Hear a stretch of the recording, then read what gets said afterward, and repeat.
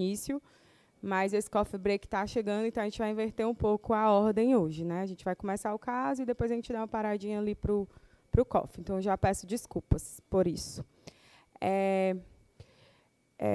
Eu acho que essa sessão clínica aqui, ela faz cada vez mais sentido, principalmente diante do que nós estamos vivenciando como especialidade, como profissão médica. Então, a gente nunca pode esquecer que o porquê de estarmos aqui é exatamente pelo zelo que a gente precisa ter com a vida dos outros, e, para isso, a gente precisa ter a melhor capacitação. E eu acho que essa sessão clínica, ela viabiliza muito, né? Além disso, a integração, né? Para vocês poderem olhar um para os outros, né? Se ver como pessoas também. A gente sabe que a residência médica são 3 anos sabáticos, né? Que tem que ser mesmo, né? Porque vocês têm que aprofundar o máximo de conhecimento e vivenciar o máximo de caso que vocês puderem. Eu queria agradecer mais uma vez a presença aqui do Dr. Germano, né, representando aqui o CET do HGF, e o Dr. Lucena, que é chefe, né, do serviço de anestesia do HGF, o Dr. Túlio, que também é do HGF e também é vice-presidente da SAEC, inclusive nos ajudou muito, né, a viabilizar esse auditório de hoje, para que ficasse tudo mais confortável para vocês. Gostaria de agradecer... Tu também é do HGF.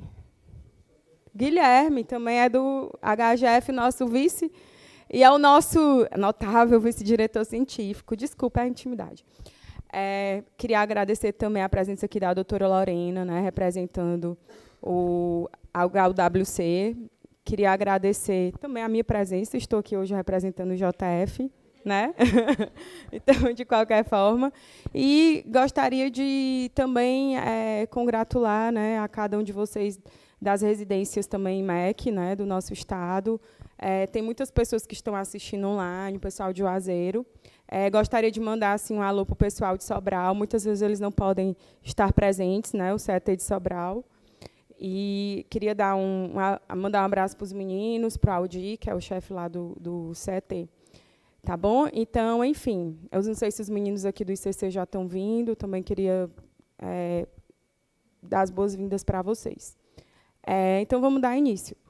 O quê? Aí eu tenho um recadinho do presidente aí da SBA para vocês, tá? Dr. Vicente Faraão.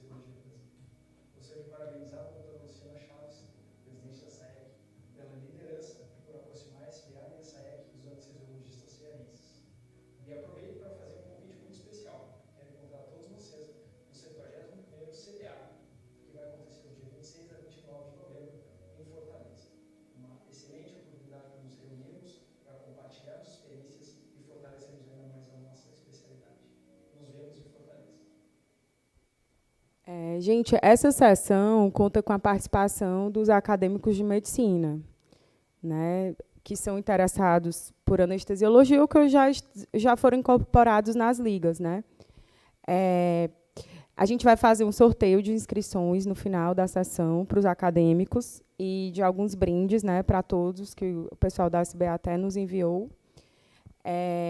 Enfim, e aí eu vou deixar uma função aqui para o Guilherme. Está gravado aí? Tá. A gente quer participar com força total, né? Alguém já viu as batalhas das ligas acadêmicas no CBA? Então, a gente quer participar, o Ceará, com força total.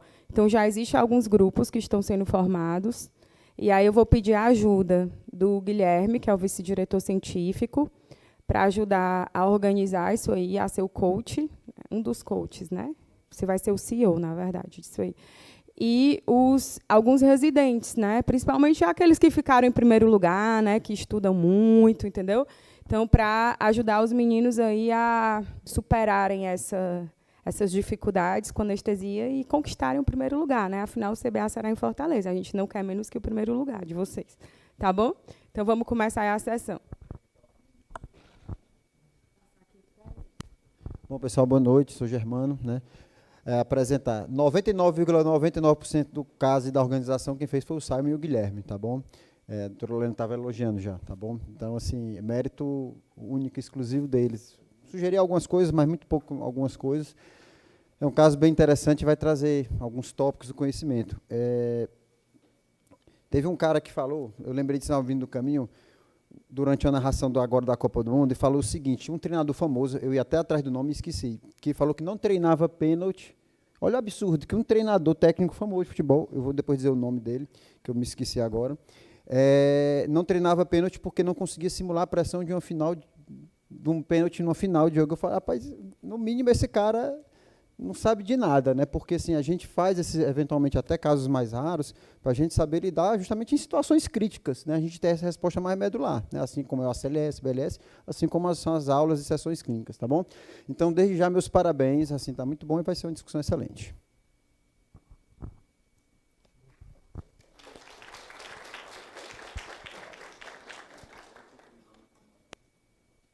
Pediram para apresentar desse lado, então, prazer, boa noite. Me chamo Guilherme Pinho Cardoso, sou o ME3. Primeiramente, é uma honra estar aqui na sessão de caso clínico da SAEC, representando meu CET-HGF.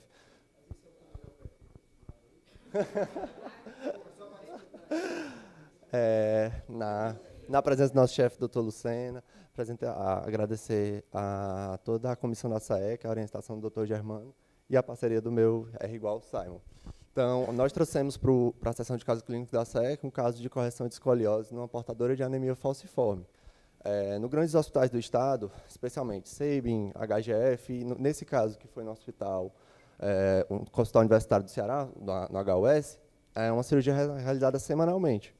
Mas um caso de anemia falciforme é um caso raro, mas a gente tentou trazer o que a gente pode ter de aprendizado da cirurgia de escoliose e as implicações do manejo anestésico dos portadores de anemia falciforme. Existem muitos temas dentro dessa cirurgia, especialmente relacionados à dor em escoliose,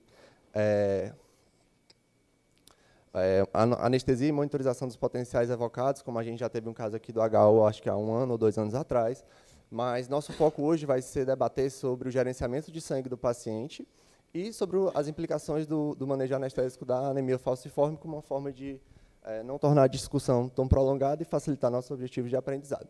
Então, nossa paciente é uma paciente de 18 anos, sexo feminino, 47 quilos, uma portadora de anemia falciforme do tipo homozigoto, que fazia uso contínuo somente de hidroxiureia e ácido fólico. Não era uma paciente que tinha complicações recorrentes do uso da doença de base. Não era uma paciente que tinha infecções bacterianas recorrentes, não era uma paciente que fazia crises vaso-oclusivas com frequência. Na verdade, ela não tinha internações, ela fazia um acompanhamento plenamente ambulatorial, sem histórico de síndrome torácica aguda, não tinha dor crônica, não era uma paciente que recorrentemente vinha a usar analgésico, não fazia uso de gabapentinoide, nada disso. Era uma paciente rígida, mas que, devido a alterações laboratoriais e, posteriormente, o diagnóstico, foi diagnosticada com anemia falciforme e fazia esse acompanhamento no EMOS.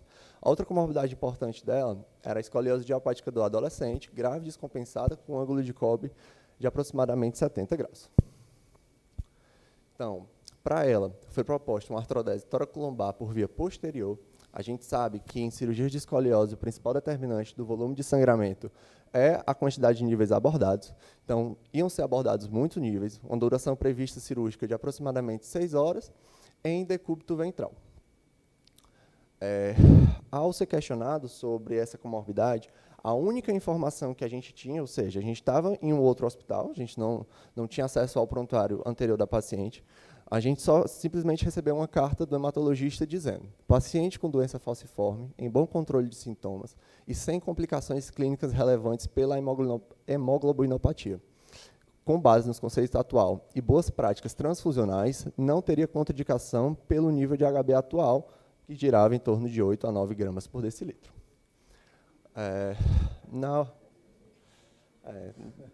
Posso fazer uma piada? Parece o parecer do cardiologista mandando evitar fármacos cardiodepressores, né? Basicamente, tinha muito. Enfim, era somente isso que a gente tinha. A avaliação de via aérea mostrava uma LAMPAD 4 sem outros preditores de via aérea difícil.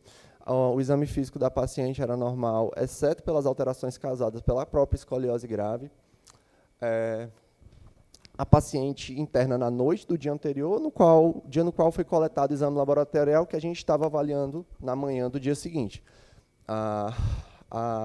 Esse laboratório mostrava hemoglobina de 8,4, 626 mil plaquetas, função renal normal, um eletrocardiograma também da internação, com ritmo sinusal, eixo sem desvio e sem sinais de sobrecarga de câmaras cardíacas.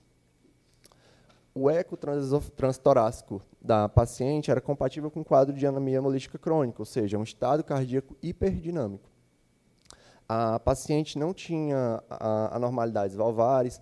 Apesar desse estado hiperdinâmico, a paciente não tinha sobrecarga de volume de nenhum dos ventrículos, ou uma preocupação que a gente tem que ter nos portadores de anemia de escoliose grave é a hipertensão pulmonar.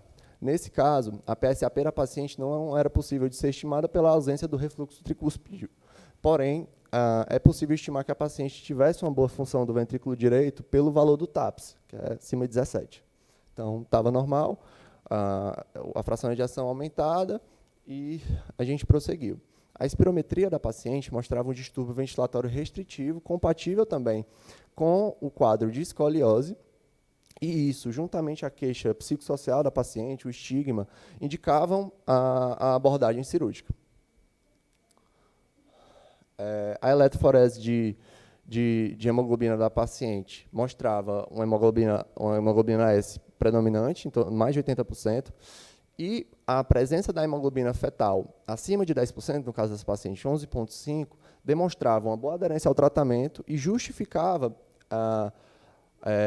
o fato dela não ter tantas complicações, ou seja, esse resquício de hemoglobina fetal estimulada pelo uso da hidroxiureia melhorava o carreamento de oxigênio da paciente e diminuía as complicações.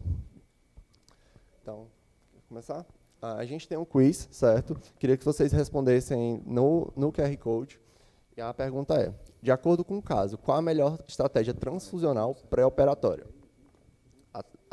A transfusão simples, com HB de 10, sem ultrapassar 11. B, sanguíneo transfusão visando HBS de menor de 30%. Ou C, não transfundir de rotina. E D, transfundir somente se HB cair abaixo de 6 no intraoperatório. 1 minuto, pessoal.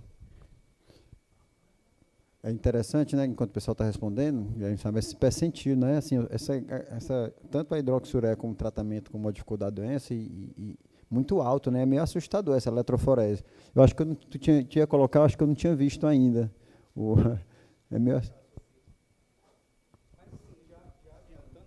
Já adiantando sobre o percentil da eletroforese, assim, é uma eletroforese muito compatível com o diagnóstico de doença falciforme, né, é um mosgoto.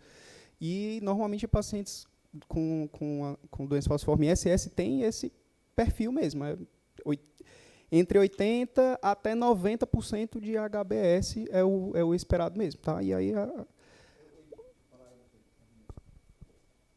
o que foi relevante se atentar é a questão do nível de hemoglobina fetal, aí, que pode fazer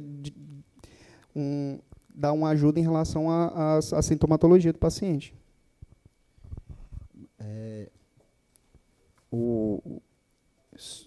Que eu ia falar sobre esse negócio da 80%, que é, como você falou, é compatível, mas assim, a paciente não tem clínica, né, para isso, né, cara? Eu esperaria, não conhecendo a doença, não sendo habituado a tratar essa doença, eu esperaria ter sintoma, né?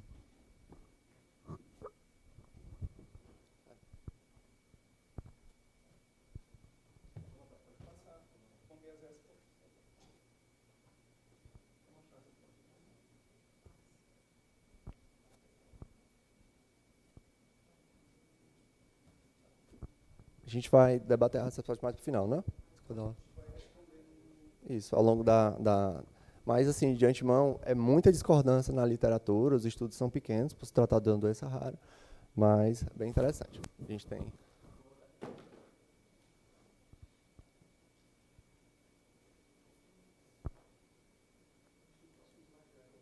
Isso. Pronto, segunda pergunta.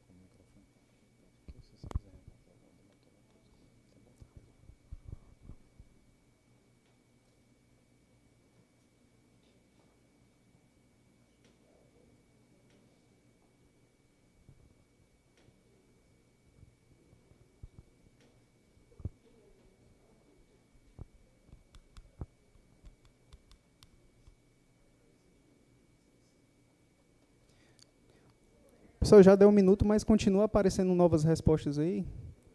Acho que deu... Pronto, pode mostrar. Pode mostrar. Contraindicação relativa. A maioria,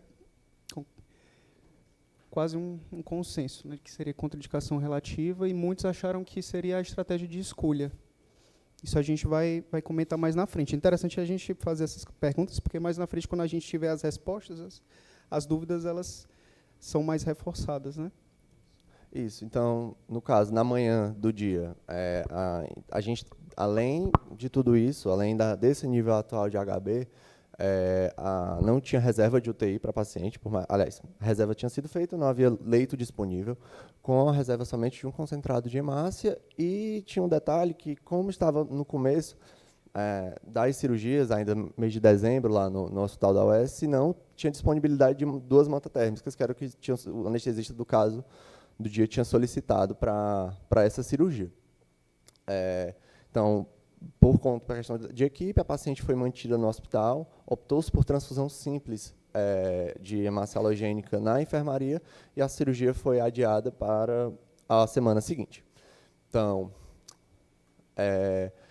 de escolha, a técnica de escolha para essa cirurgia foi anestesia venosa total, associada com raquianestesia somente para injeção de morfina intratecal, manutenção e ataque de ácido tranexâmico e monitorização com PAI acoplada no monitor EV1000, além do cateter venoso central, e a paciente, devido à extensão da escoliose, optou-se pela neuromonitorização com o neurologista em sala. Então, às 8 horas da manhã, a paciente chegou, estável hemodinamicamente, funcionando do acesso periférico e membro superior direito. A raquianestesia foi feita em nível de L4 e L5 sem maior dificuldade. Indução e intubação orotraqueal sem dificuldades. Início da anestesia venosa total. Dose de ataque seguida da manutenção do ácido tranexâmico. Utilizamos 10 mg por quilo na indução, mais ou menos 5 mg quilo-hora de manutenção, funcionado do cateter venoso central em veia jugular interna direita, guiada por ultrassom, e mantido PAI, funcionado a PAI na radial direita, acoplada a um monitor EV1000. Posicionado o paciente de decúbito ventral. Nesse momento, o neurologista registrou os potenciais basais da paciente, e antes da incisão cirúrgica, a pedido do cirurgião, foi feito rocurônio, ou seja, após garantir aquele potencial básico para o neurologista ter de base, e antes da instrumentação, de fato, da coluna, ou seja, na fase de dissecção de planos, para diminuir sangramento e para facilitar a técnica cirúrgica, foi feito o rocurônio. O Sugamadex foi feito antes da instrumentação, guiado pelos potenciais motores, que conseguem dar para a gente uma resposta com o TOF. E, por volta de 11h40, a equipe cirúrgica avisou que o paciente teve um sangramento importante no campo operatório. A gente coletou gasometria arterial, mas lá, nesse momento, a gasometria demorava a sair o resultado. A gente optou por transfundir 2 concentrados de hemácia antes mesmo do resultado dessas gasometrias. E, ao final do procedimento, o sangramento estimado pelo aspirador foi de 1.100 ml. O paciente teve 800 ml de diurese, 4 litros de cristalóide, e foram esses 2 concentrados de hemácia administrados. Enfim, são mais 2 perguntinhas. Acho importante ressaltar só a questão pode ter causado estranheza para alguns, a questão do uso do bloqueio adespolarizante aí, né? Assim, não é uma prática corriqueira, tá certo? A gente realmente opta por não utilizar bloqueio neuromuscular de duração moderada, mas a depender do cirurgião, do ortopedista, né, que tem o costume de fazer a incisão com o paciente mais relaxado, por opção dele e com a reversão da forma como o Guilherme explicou aí, tá bom?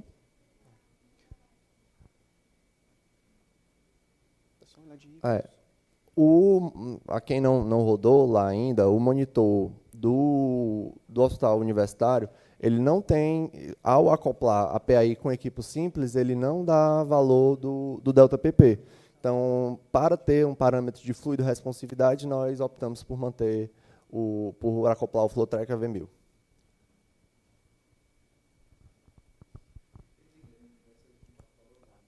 O monitor, na PAI, não dá delta PP.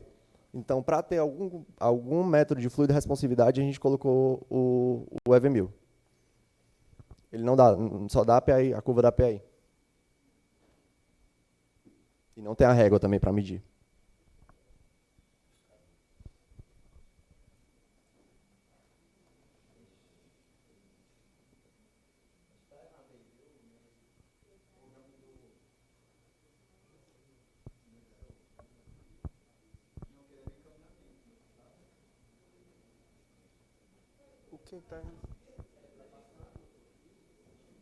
Eu estou esperando as respostas.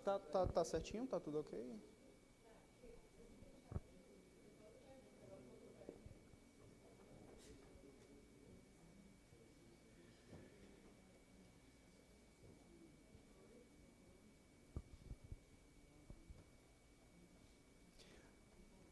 Com 40 respostas, a gente dá o gabarito. Faltam mais 5 aí. A média estava sendo 40 respostas.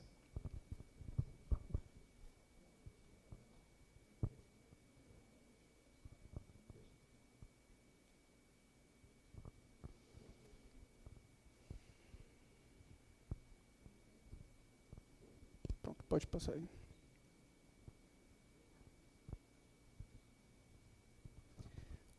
Ok, então... Volta, Carlos, por favor. Desculpa. Deixa eu passar. Pronto, então a maior parte concorda em transfundir para manter a HB em torno de 9 e 10. Limitar os cristalóides, pois a sobrecarga de fluido pode diluir a hemoglobina e ainda precipitar edema agudo de pulmão e síndrome torácica aguda. Vamos ver se isso é verdade mais na frente. Última pergunta.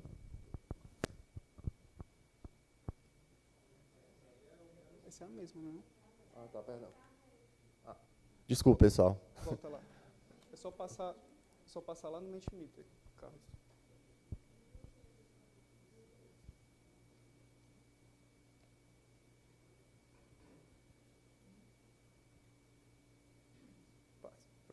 Pronto.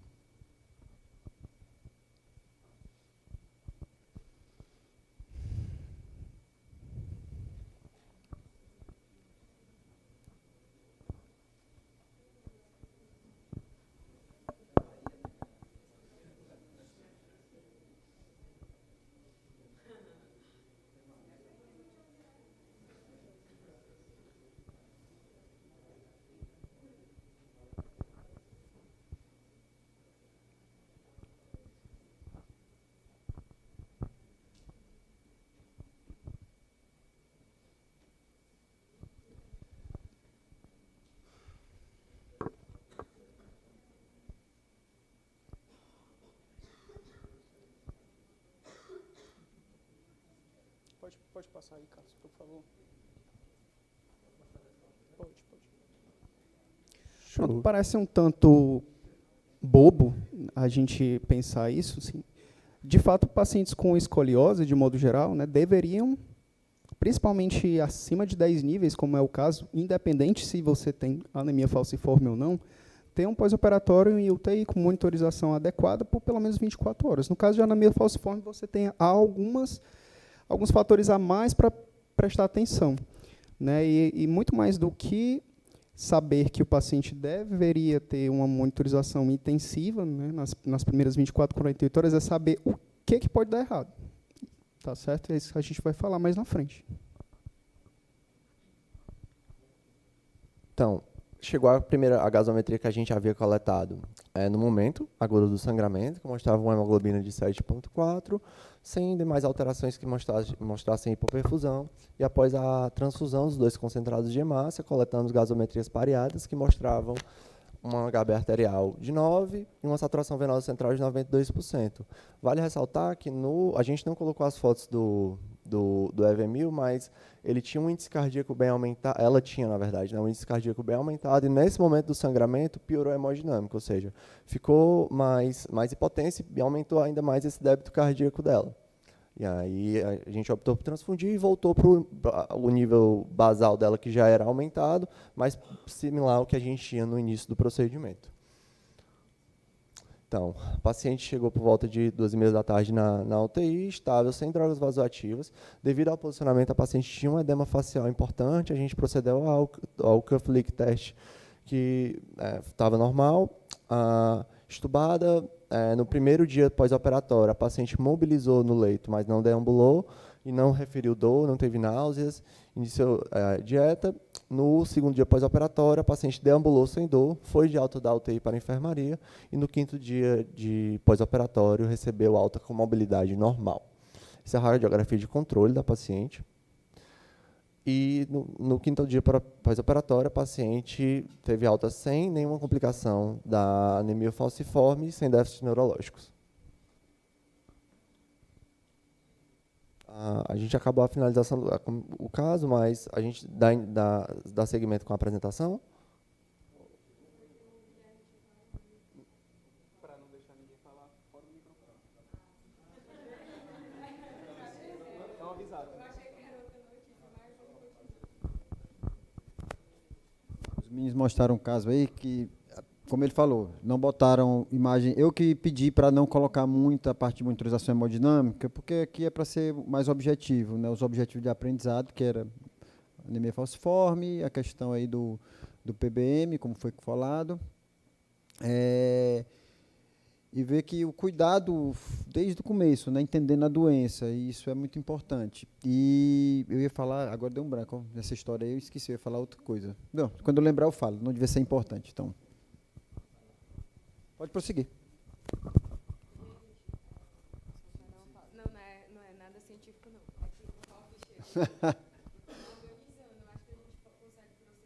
Pronto, a aula tem 2 partes. Eu posso dar a minha primeira parte, o coffee break, e a segunda parte do Simon. Então, tema do nosso dia a dia, certo? É tema que recorrentemente a gente estuda por lidar com cirurgias de grande porte. A transfusão, início do século XX, descoberta do sistema ABO, a gente teve a disseminação da transfusão halogênica, ou seja, entre indivíduos diferentes. Vieram 2 grandes guerras e a gente percebeu que sangue salvava a vida. A transfusão foi disseminada, criaram-se os bancos de sangue, protocolo de segurança, separação de hemocomponentes, e mesmo com toda essa segurança, com o amadurecimento da medicina baseada em evidências, a gente percebeu que transfundir o paciente transfundido tinha maior mortalidade, certo? A transfusão deixou de ser vista como uma conduta inócua, passou a ser vista como um transplante heterólogo de tecido vivo. E como qualquer transplante, ele causa imunomodulação. Essa imunomodulação ainda não é perfeitamente compreendida, mas sabe-se que leva ao maior risco infeccioso e, em casos oncológicos, piora desfechos, levando a aumento de recorrência de neoplasias. Outra preocupação é que prolonga a internação hospitalar, aumenta a mortalidade, como eu falei, e gera toda uma cascata de custos para o sistema de saúde. Então, a partir da década de 80, e em conjunto com aquilo que foi a disseminação das transmissões virais seja hepatite ou HIV, os bancos de sangue começaram a restringir mais os seus... começou-se a pensar em restrição da transfusão. Na Austrália, começou a plantar-se a semente do que hoje conhecemos como PBM. O Patient Blood Management é um conjunto de estratégias multiprofissionais e baseadas em evidências para melhores desfechos em termos de hemostasia. O PBM moderno, hoje, ele tenta acompanhar toda a jornada do paciente, desde a indicação cirúrgica até a alta hospitalar. Então, desde que esteja indicado uma cirurgia de grande porte, a gente tenta otimizar a massa eritrocitária no pré-operatório, minimizar perdas sanguíneas no intraoperatório e se esforçar para fazer uma melhor tolerância à anemia a quem pode no pós-operatório. Então, o pilar do pré-operatório, ele inicia sua avaliação com o hemograma completo, ferritina, saturação de transferrina, vitamina B12, ácido fólico, proteína C reativa para avaliar estado de inflamação e com função renal, certo? Sei que é estranho falar que todos os pacientes deveriam ter um HB maior que 13 para qualquer cirurgia de grande porte, mas isso é o que mais pregado hoje em dia. A anemia é definida como a hemoglobina abaixo de 13 no homem e abaixo de 12 na mulher. Isso é uma definição desde 1968 pela OMS. Só que, para a cirurgia de grande porte, esse limiar de 12 aumenta o risco de transfusão desnecessária em mulheres. Então, o corte, tanto para homens quanto para mulheres, é de 13. É o alvo que a gente tem que ter quando vai falar em cirurgias com elevado risco de transfusão. E mesmo nesses pacientes, a partir do momento de indicação cirúrgica, se eles tiverem um HB acima de 13 e não tiverem níveis adequados de ferro e vitamina B12, esses devem ser otimizados, e isso causa um impacto clínico positivo, certo? A hemoglobina, pacientes com hemoglobina entre 11 e 13 devem ser avaliados, se possível, para adiar esse procedimento até que ocorra a otimização desses níveis para acima de 13. Isso num cenário completamente eletivo, como no caso era o da ortopedia. Sei que é chato imaginar falar para um cirurgião que a cirurgia vai ser adiada com um nível de hemoglobina tão alto, mas a analogia que se faz é de que levar um paciente anêmico, ou seja, um paciente com HB de 11, por mais que seja uma anemia leve, é um paciente anêmico, para uma cirurgia de grande porte, é como fazer uma longa viagem com um tanque metade vazio. A gente não sabe o caminho, mas corre um risco extremamente desnecessário ao se fazer isso, certo? Esse é um protocolo de implementação. Esse é um protocolo de implementação de PBM da Escola Paulista de Medicina. Um protocolo foi publicado há 2 anos atrás nesse jornal. É extremamente interessante que ele dá todos os passos. Ele propõe, inclusive, a criação de um ambulatório de anemia, que hoje no HGF a gente já tem. Ou seja, esses pacientes eles eram indicados à cirurgia, eram pedido esse rol de exames laboratoriais e eles eram reavaliados a cada 3 semanas. E assim, todo o esforço do PBM ele deve ser levado em consideração que você precisa de insumo para conseguir implementar. Então, os pacientes com hemoglobina abaixo de 11, esses com certeza não iriam para cirurgias eletivas com esse nível de HB até terem seus níveis otimizados, objetivando essa hemoglobina acima de 13, certo? Pacientes, inclusive, com a hemoglobina abaixo de 11, tinham disponibilizado a administração de eritropoetina semanal. Além disso, a administração otimização do estoque de ferro, a maioria dos pacientes não vai tolerar o ferro por via oral. Então, a administração de ferro intravenoso, hoje no Brasil, a gente tem disponibilidade das injeções de ferro de alta concentração, de 500 até 1 grama de ferro por dose. Esse ferro no pré-operatório, até 2 semanas antes, tem um benefício muito claro, consegue elevar até 2 gramas de hemoglobina, os níveis pré-cirúrgicos, e a administração de eritropoetina, juntamente com a reposição, é capaz de otimizar a massa eritrocitária. Na maioria dos contextos, especialmente quando a gente está dando parecer, seja no HGF, enfim, em pacientes oncológicos, a gente se depara com situações que são tempos sensíveis, onde adiar o procedimento culmina em pior desfecho para os pacientes. Nesses pacientes, a cirurgia só era contraindicada nos casos de hemoglobina abaixo de 9. E até que fosse restaurado esse nível abaixo de 9 e mantido a reposição até o nível maior que 13. Nesses pacientes com cirurgias tempo-sensíveis, como eles estavam muitas vezes internados, era administrada eritropoetina em dose diária. É feita uma dose de ataque, é mantida diariamente eritropoetina até a data da cirurgia. Existia um receio muito grande, principalmente a gente aprende na clínica médica que eritropoetina é praticamente só para o paciente renal. A gente acaba vendo quase que utilizado mais nesse contexto, ou somente para o testemunho de Jeová, mas a verdade é que quase que todo paciente submetido à cirurgia de grande porte deveria ser tratado como um testemunho de Jeová. A gente deveria diminuir a exposição desse paciente a receber sangue halogênico, porque isso piora o desfecho para todo mundo. Então, por mais que exista esse medo, os últimos guidelines advogam pela não maleficência do uso da eritropoetina, porque você está utilizando por um curto período de tempo em um paciente anêmico. Essa conduta, mesmo se o nível de ferro estiver normal, foi capaz de demonstrar um efeito nefroprotetor, certo? Então, era assim esse ambulatório. Guilherme, só fazer um comentário aqui. Volta ao slide aí, por favor.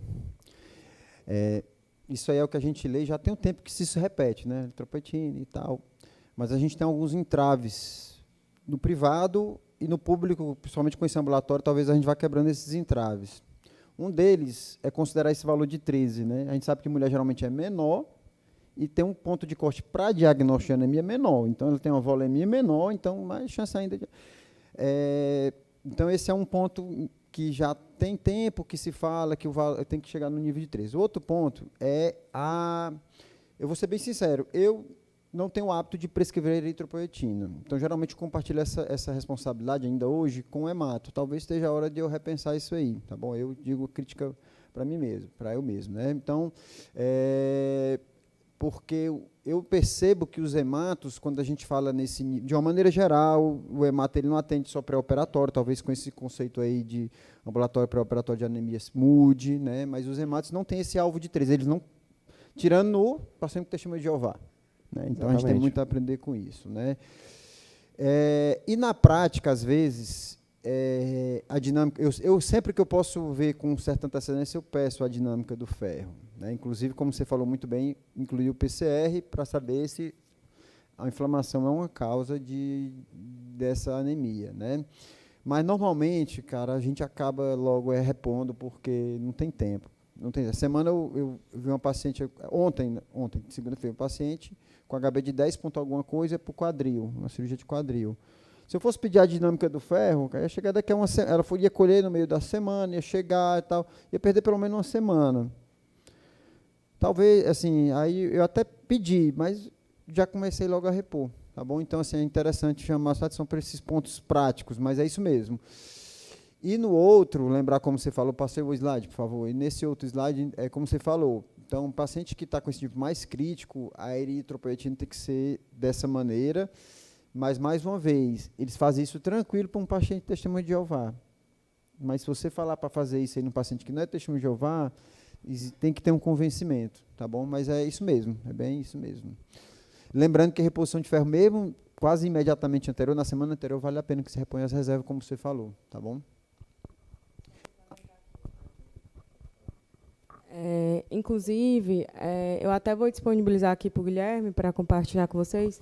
Saiu uma recém-publicação no Brazilian Journal, né, na nossa revista nacional, aí, de um grupo espanhol, em que eles avaliaram os preditores de risco para transfusão em cirurgias ortopédicas de maior risco.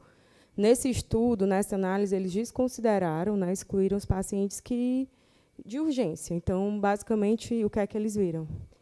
Que cirurgias de quadril, joelho e coluna, artrodeses, com mais de 3, 4 níveis ou escolioses, né? Porque normalmente escoliose a gente já tem mais de 8 níveis, normalmente de artrodese, esses pacientes têm um risco maior de receber transfusão no intraoperatório. Um outro ponto importante, que eu até estava compartilhando aqui, é que, na verdade, o cut-off deles foi de 13,5. Então, os pacientes com 13,5 de hemoglobina, eles tinham um maior risco de transfusão no intraoperatório. Então, assim, em mulheres, né, eles não conseguiram, nesse estudo, talvez pelo N, né, que não foi tão grande assim, do estudo retrospectivo, mas eles não conseguiram determinar se em mulheres o risco era maior a hemoglobina que 12, mas houve uma tendência também. E como fator protetor, óbvio, eles colocaram sim, o Transamin como lá em cima, né? Realmente é uma coisa que a gente já sabe, né? O Transamin no intraoperatório, né? Então, assim, eu acho que é um cutoff que até assusta a gente, porque acho que a gente faz muita ortopedia, né? Eu faço muito quadril e coluna. Muitas vezes a gente até é complacente, permissivo com níveis de hemoglobina até mais baixos. E sem transfundir no intraoperatório, obviamente, a gente utiliza de outros métodos, né? O cell saver, enfim, os recuperadores de hemácias. Mas, assim, eu confesso que eu fiquei assustada com esse cutoff aí de 13,5 também. Tá? Então, é só mais para contribuir aqui com vocês. Obrigado, doutora. Então, se esse é nosso primeiro pilar, juntamente com a otimização da hemostasia do doente, principalmente se ele já faz o uso de anticoagulantes ou antiagregantes plaquetários, a suspensão adequada para a cirurgia, se possível, certo? Mas, infelizmente, na nossa prática diária, o paciente que a gente vai anestesiar, a gente acaba conhecendo no dia. Então, o nosso rol de intervenções possíveis no PBM acaba se concentrando muitas vezes no segundo pilar, que é a minimização do sangramento.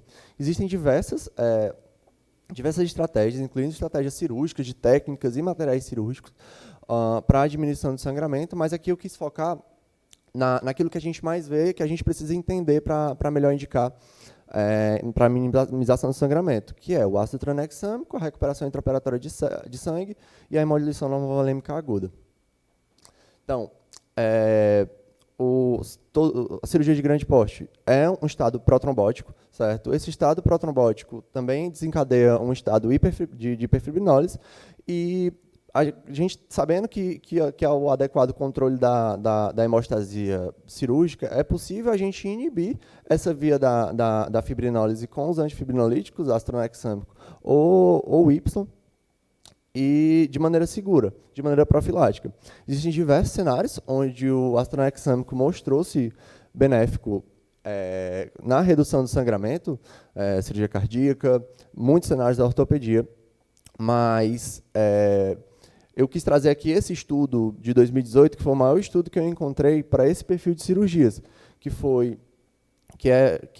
no caso, eram pacientes adolescentes submetidos à correção cirúrgica de escoliose.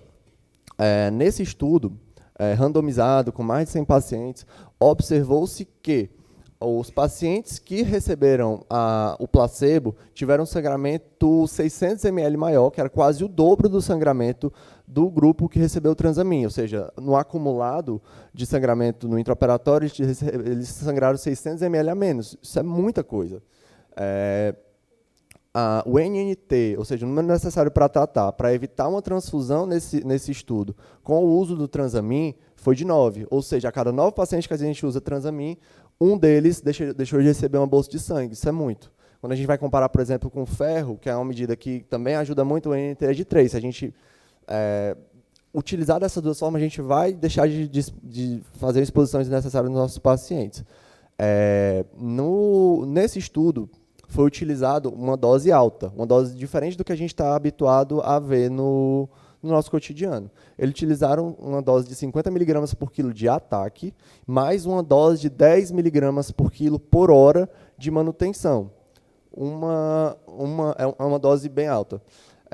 Eu deixei no Drive tanto esse estudo quanto uma revisão sobre que pega muitos estudos nesse perfil de cirurgia, e nem é a dose mais alta utilizada. Tem protocolos que usam doses, inclusive, de 100 mg por quilo para prevenção de sangramento. Como eu disse, foram 100 pacientes, e nesses pacientes não se observou nenhum evento adverso, seja convulsão ou aumento do risco trombótico que pudesse ser atribuído à medicação, porque, embora tenhamos efeitos dos números pequenos, dá um pouco de margem para a gente. Só para fazer um adendo, porque a gente tem muito acadêmico aqui também, assim, essas doses de ácido tranexâmico não são corriqueiras. Por quê? Principalmente porque já foi encontrado uma incidência maior de crises convulsivas, né, em uso, principalmente especialmente em doses acima de 50 miligramas por quilo. Tá certo? Então, acho que eles jogaram para ganhar aí na dose, sim, não ultrapassaram o cutoff, geralmente, né, de maior risco para crises convulsivas, mas é importante ficar essa mensagem, principalmente para os acadêmicos, de que doses, né, aumentadas de ácido tranexâmico, especialmente se disfunção renal, né, associada, reduzem o limiar convulsivo. Tá? Isso. Então, o segundo ponto, onde a gente vai minimizar o sangramento do paciente, é com a recuperação intraoperatória de células, certo? Essa técnica, né, se popularizou pela máquina que primeiro ganhou o mercado dessa técnica, que foi o Cell Saver.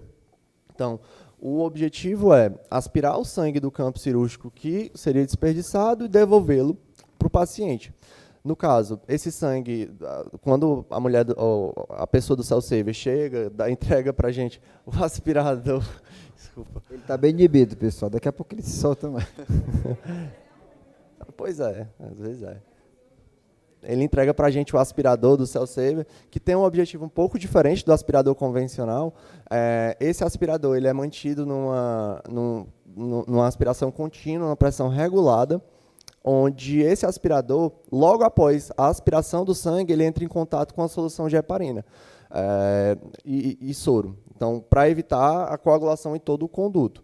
Essa é uma pressão controlada para evitar a hemólise e, após essa aspiração, o sangue do paciente passa por um primeiro filtro até chegar no reservatório. Ou seja, o sangue, nesse primeiro momento, o sangue ele recebe a sua primeira filtragem. Aí, então, a gente vai partir para a etapa do processamento. Aqui é importante notar que esse sangue, depois do reservatório, ele vai para aquele balde, nessa tigela, que a gente vai chamar de bol. Nesse bol, o sangue ele é centrifugado e lavado. É feita uma irrigação contínua desse sangue e vai ser feita a centrifugação.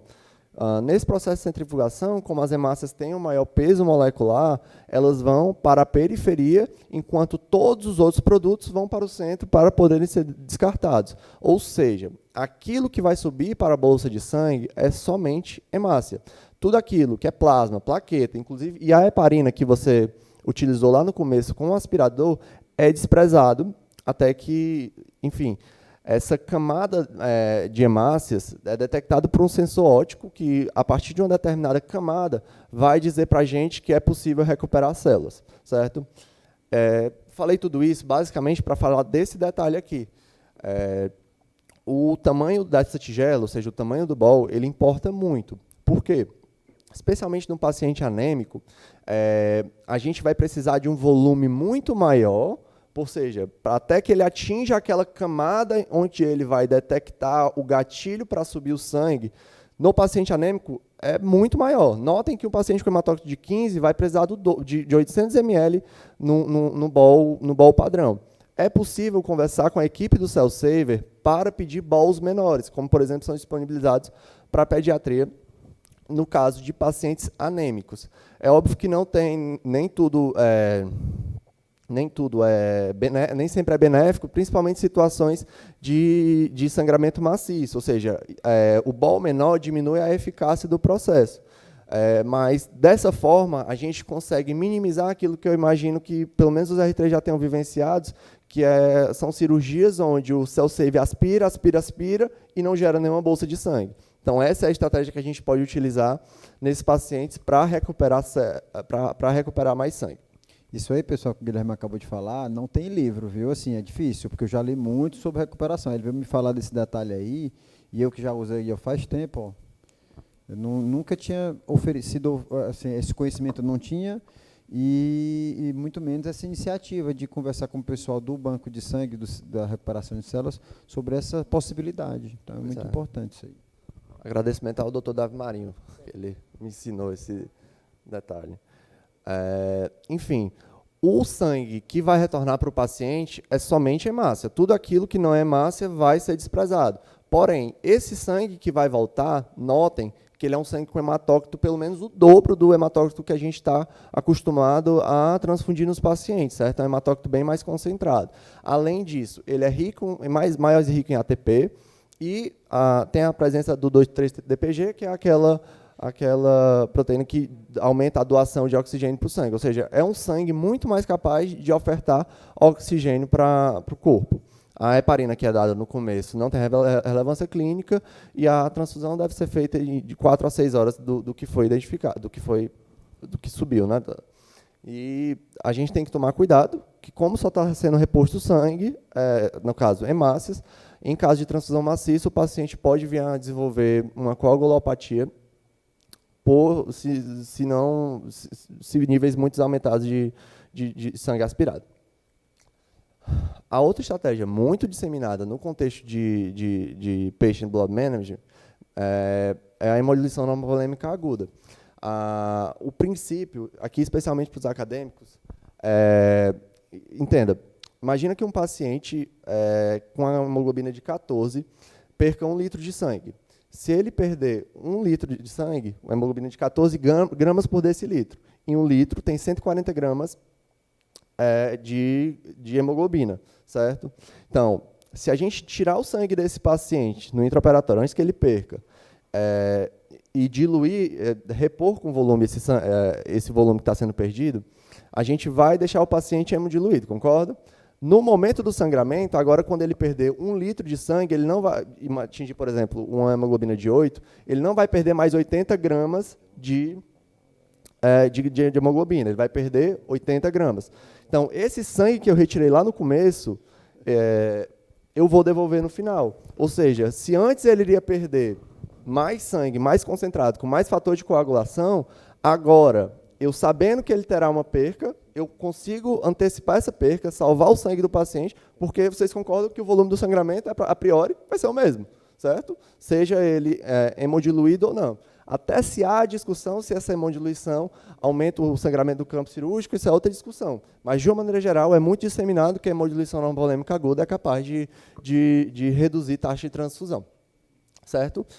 O volume a ser coletado na hemodiluição normovolêmica é calculado a partir da volemia estimada, que varia de acordo com cada grupo, onde a gente vai calcular a partir do hematócrito inicial e do hematócrito alvo, ou seja, o alvo de hematócrito vai depender da extensão cirúrgica e da tolerância do indivíduo à anemia, ou seja, pacientes com menores reservas terão que ter hematócritos mais altos.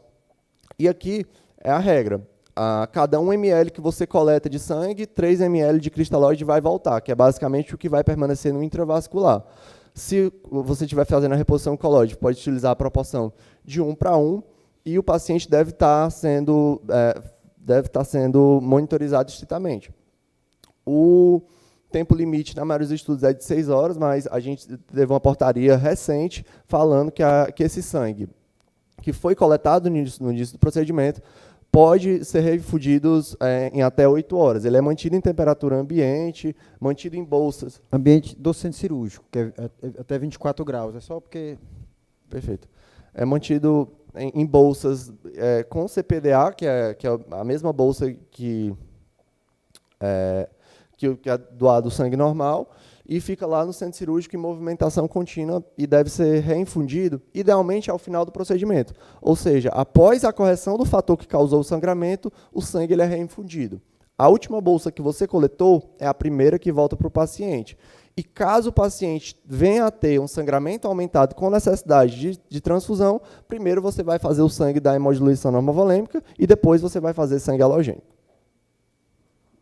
Só um detalhe. Eu geralmente, quando eu faço a hemodiluição normovolêmica, eu coleto uma bolsa e fico no olhômetro, né? Aí uma vez eu discutindo com a Sabrina, que é a coordenadora do banco de sangue do HGF, e eu acho que do IJF também, coincidentemente ela é da minha turma, então assim, ela é minha consultora, né?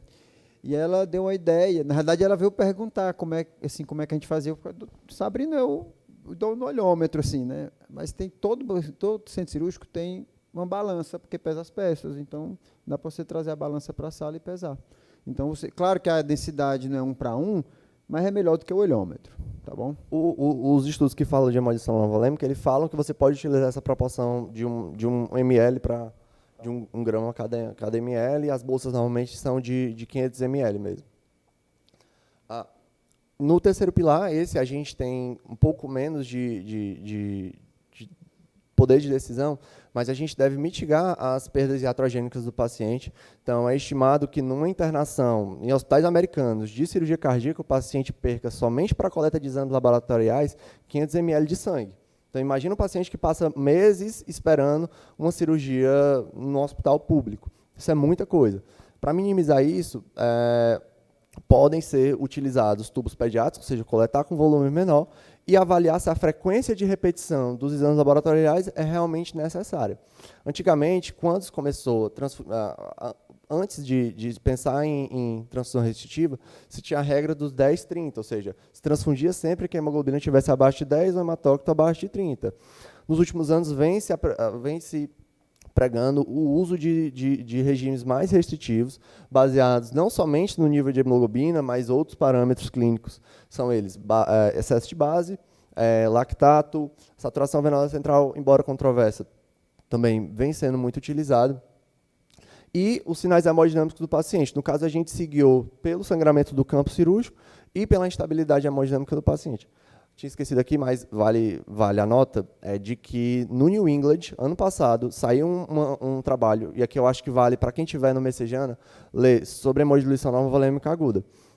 Estava-se muito bem estabelecido que isso diminuía muito sangramento nesse perfil de cirurgias, mas talvez não seja isso, então vou plantar essa semente da dúvida, porque o artigo furou um pouco a bolha da anestesia nesse assunto. Tá também no material que a gente disponibilizou no final da aula.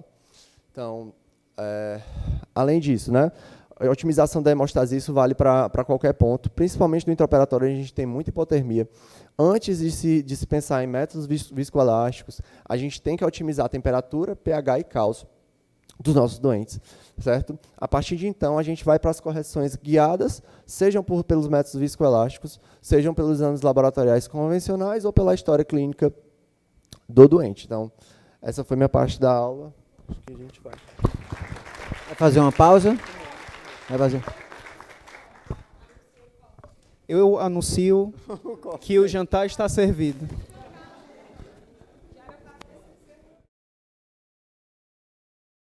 De Fortaleza, pelo auditório que foi concedido, onde a gente pode fazer uma sessão um pouquinho mais confortável, né?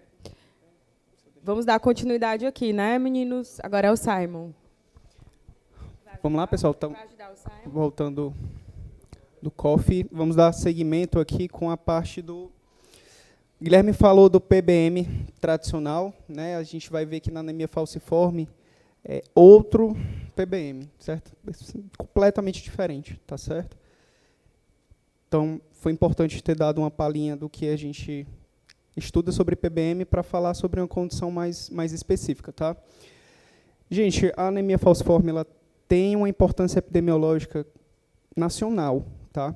Por mais que a gente não veja com tanta frequência, por ser uma doença rara, mas por mais que rara seja, ela é bastante frequente, principalmente num país tão miscigenado como o nosso, tá certo? Então, sim, ele é uma doença que tem raízes africanas, tá? E mediterrâneas. É considerada desordem monogênica hereditária grave mais comum do mundo, tá? Relacionada a uma mutação no cromossomo 11. É uma substituição de dois aminoácidos, ácido glutâmico por valina, na sexta posição da cadeia de beta-globina. A gente lembra que existem duas cadeias alfa, duas cadeias betas, uma mutação na cadeia de beta-globina, certo? E assim, a importância na região africana dessa doença se deve principalmente por ser uma doença endêmica de malária, né? E lá, sabidamente, os pacientes que têm traço falciforme, ou seja, só a forma heterozigótica colocar entre aspas aqui doença, porque não é propriamente a doença, ele é portador do gene mutante, do alelo mutante, tá certo? Então, o Plasmodium ele não consegue conviver com doenças falcêmicas, tá? Com hemácias falcêmicas. Então, se tornou um fator protetor. Então, pacientes com doença falciforme acabam sendo muito frequentes na região africana. O primeiro caso descrito, de 1910, foi descrito de um paciente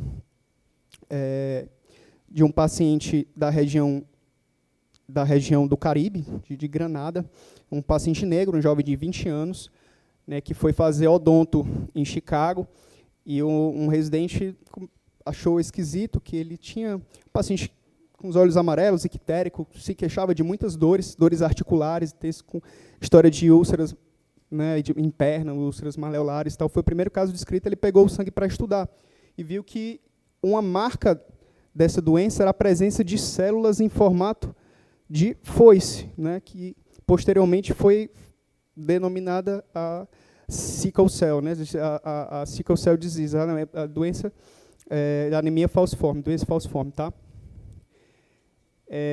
O que gera essa falcização, né, essa mutação da cadeia da beta-globulina, ela gera hemácias que são têm uma menor afinidade pelo oxigênio. E quando existe alguns gatilhos, entre elas a hipóxia, né, e gatilhos esses que a gente vai ficar bastante atento no perioperatório, que eu vou frisar mais isso mais na frente, elas se polimerizam. Quando há algum desses gatilhos, as hemácias elas enrijecem feixes, né, no citoesqueleto, fazendo com que haja uma deformação em forma de foice. E essa deformação das hemácias, que elas assumem, gera oclusão, né, elas são mais adesivas ao endotélio, então geram oclusão vasculares, tá, gerando crises vaso-oclusivas.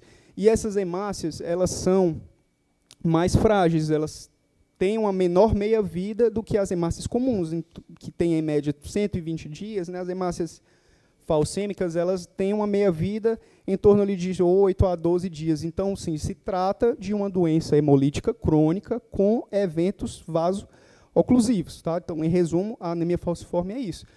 Gatilhos clínicos que geram essa polimerização: hipóxia, estase vascular, hipotermia, acidose e desidratação. 5 coisas que a gente vai ficar atento no intraoperatório. Eu vou frisar mais uma vez isso mais na frente. Tá?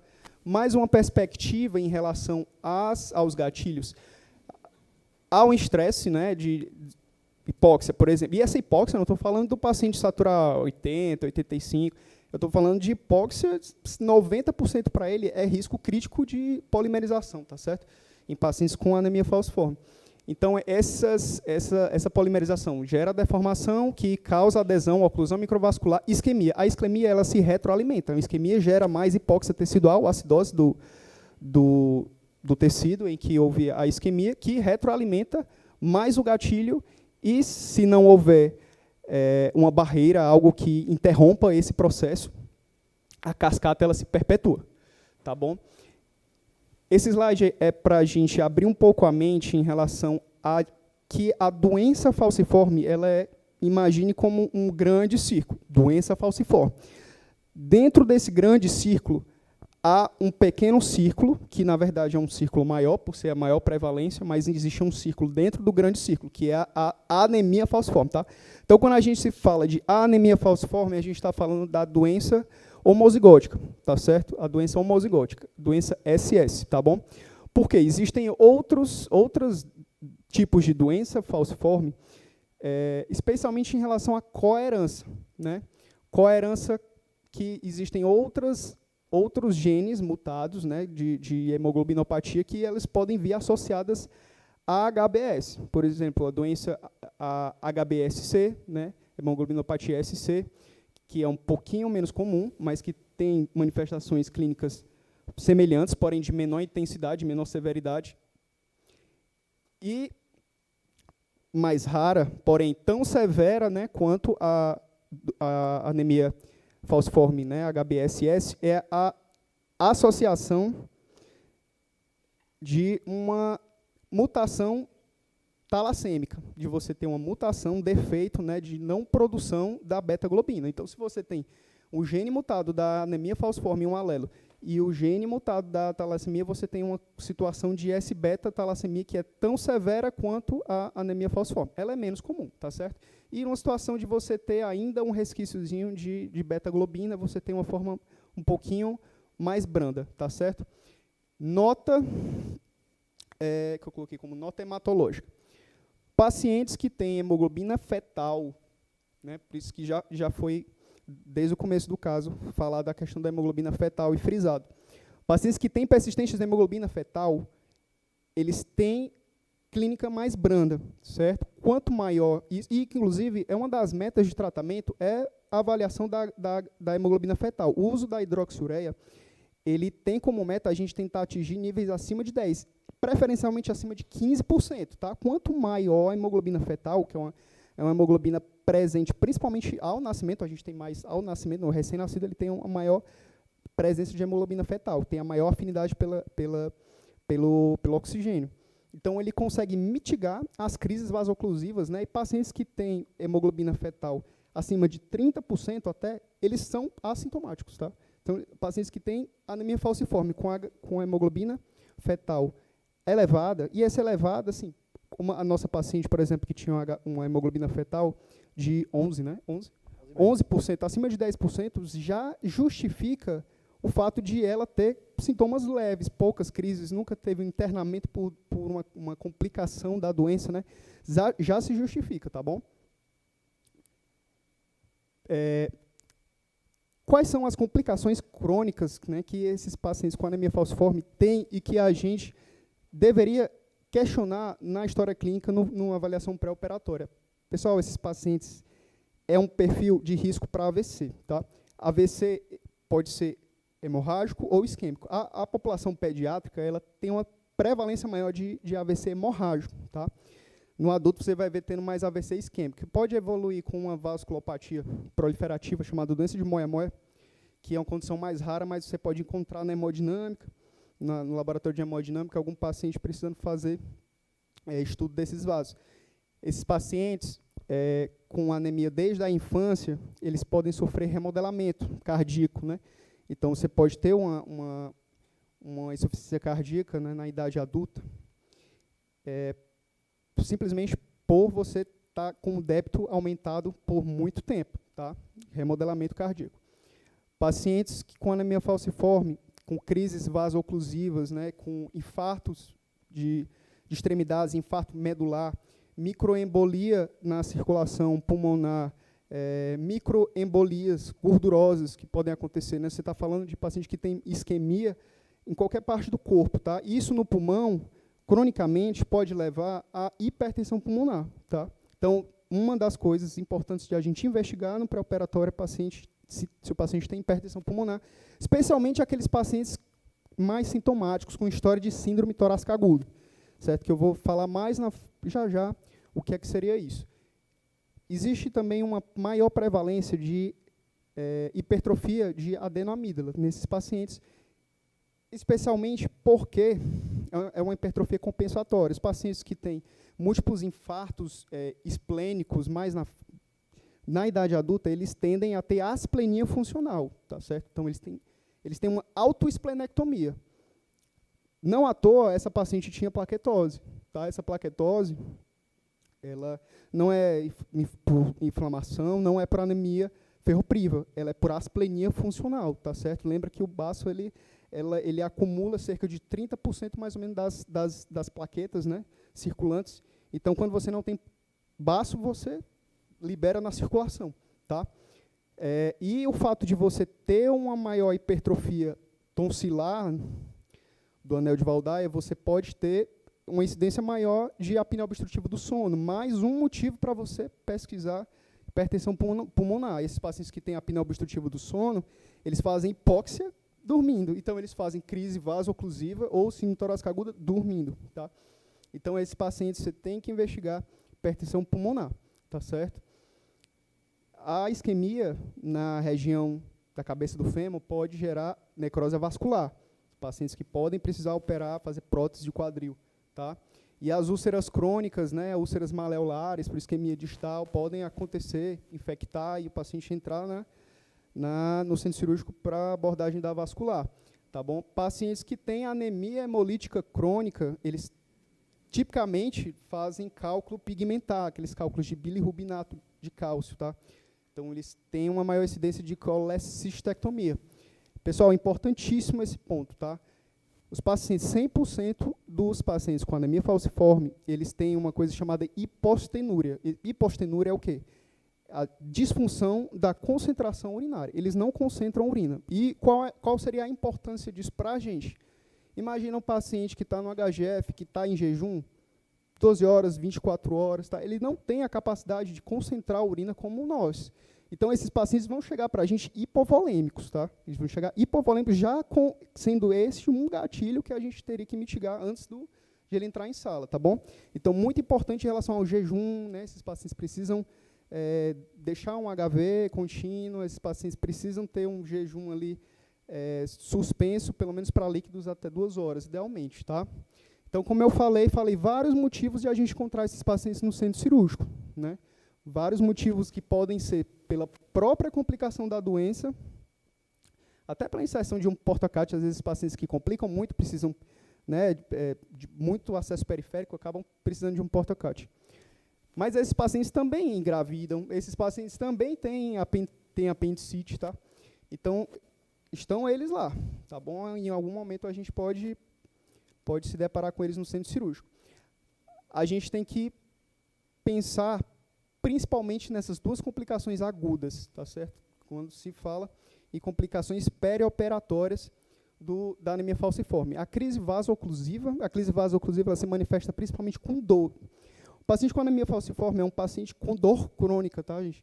Ele tem, muitas vezes, até um estereótipo, né, de um paciente viciado em morfina. Esse paciente ele realmente tem dor, é uma dor isquêmica, tá? Ele está tendo isquemia de músculo, ele está tendo isquemia de osso, tá certo? Então, ele usa realmente, cronicamente, opioide, tá? Então, essas dores que ele tem cronicamente, elas podem agudizar, né? Nesses momentos de agudização, é onde você tem crises vaso-oclusivas agudas, né? Que, inclusive, a dor do pós-operatório tem que ser bem controlada, porque a própria dor é um gatilho de você ter uma retroalimentação sobre esse evento, tá? Tu quer falar? Não, porque discutindo esse caso com o Simon, fala, não, esses pacientes são viciados em morfina. Ele, não, cara, esses pacientes não são viciados em morfina, eles são tolerantes ao opioide. É um conceito muito diferente. Esses pacientes, ele tem muito motivo para ter dor, certo? Um detalhe que eu deixei passar na tolerância à anemia é que a dor é um fator para consumo de oxigênio, que é um fator que vai impactar diretamente na necessidade transfusional também. Então, nesses pacientes, mais do que todo mundo, você deve controlar bem a dor deles para diminuir complicação. E o ponto de maior morbimortalidade desses pacientes é isso aqui, tá? A síndrome torácica aguda é o pior que pode acontecer com esse paciente dentro do hospital, tá? A síndrome torácica aguda não deixa de ser um evento vasoclusivo, mas um evento vasoclusivo no pulmão, tá? Os critérios diagnósticos, um infiltrado novo que aparece no raio-x associado a febre, dor torácica, taquipneia, tosse ou hipoxemia súbita. Isso lembra o quê? Você vê isso, você acha que é pneumonia, né?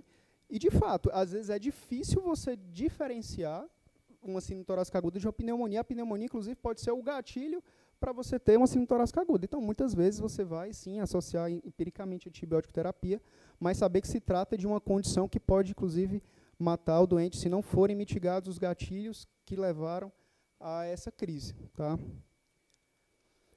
Existe uma classificação, uma estratificação de risco cirúrgico. Eu não estou falando aqui de risco cirúrgico para evento cardiovascular, eu não estou falando aqui de evento de risco cirúrgico para sangramento, per si. Eu estou falando de risco, estratificação foi criada especificamente para pacientes com anemia falciforme, tá? Então, quando se fala em alto risco, procedimentos de alto risco para quê? Para aquelas complicações que eu falei aqui, tá? São elas, cirurgia de cabeça, intracraniana, intratorácica e cirurgia cardíaca, principalmente, tá? Essas, em resumo, são as três especialidades em que são consideradas de risco elevado.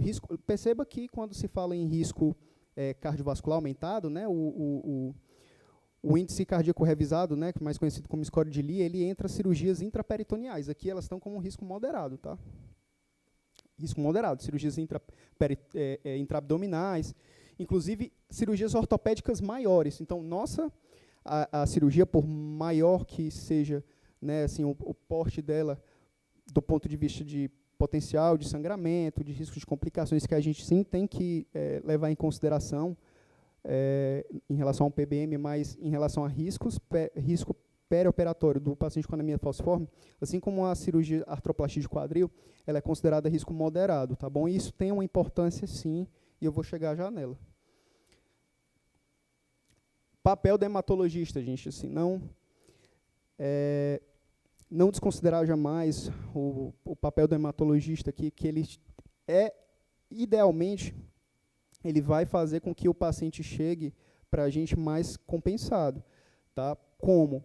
Uso crônico de hidroxiureia. Pessoal, hidroxiureia é uma medicação, todo paciente de anemia falciforme ele tem que usar, por quê? Eles aumentam o nível de hemoglobina fetal, por aí já bastava, né? Então, além disso, ele libera óxido nítrico, que o paciente com anemia falciforme ele já tem um consumo. Lembra que a hemoglobina circulante, né, a hemoglobina circulante por conta da hemose, ela sequestra o óxido nítrico. Então, o paciente já tem cronicamente uma deficiência, uma redução da concentração de óxido nítrico circulante, tá? Então, ele libera óxido nítrico, favorecendo, evitando as crises vasoclusivas, né, e conjuntamente, ele reduz as crises vasoclusivas, reduz síndrome torácica aguda, tá? Screening, todo paciente, né, idealmente deve fazer eco uma vez por ano e para detectar hipertensão pulmonar. E pacientes, principalmente jovens, 2 a 17 anos, eles rotineiramente fazem um Doppler transcraniano. Para que esse Doppler transcraniano? A velocidade da artéria cerebral média está diretamente relacionado com o risco de evento cerebrovascular no paciente com anemia falciforme, tá? Então, esse screening é importante porque, inclusive, indica transfusões programadas, né, hemotransfusão, e até, dependendo do caso, profilaticamente ou de forma de profilaxia secundária, fazer exsanguíneo transfusão, tá? E eu vou falar mais na frente o que seria essa sanguíneo transfusão. Como eu falei, esses pacientes eles podem precisar desses programas de transfusão e sanguíneo transfusão até chegar para nós, né, idealmente, com os riscos mitigados, os riscos reduzidos de ter crises e eventos vasoclusivos, tá bom? Simon, dentro do que você falou aí, essa propedêutica aí, que era para ser do hemato, né, assim, que era esperado que seja do hemato, e que foi feito o eco, né, no pré-operatório da paciente, mas que uma paciente, do ponto de vista clínico, era tranquila, né, não tinha sintoma, nunca tinha tido nenhuma crise dessa, a princípio, internação por conta nada disso. Até que ponto, assim, você ia cobrar do hemato, já que o hemato deu aquele parecer bem mais simples, né, uma investigação mais aprofundada. Talvez a gente vá citar aí mais coisas, como eletroforese e tal, porque nem isso, o hemato deve ter visto a eletroforese, muito provavelmente, né? Então, por exemplo, esse Doppler transcraniano, alguma coisa a mais, assim, você acha que essa paciente, por ter uma clínica muito tranquila, não merecia uma investigação mais aprofundada, ou você acha que ela merecia? Assim, é para a gente aprender mesmo, porque... Eu vou falar baseado na experiência que eu tive com o ambulatório de anemia falciforme.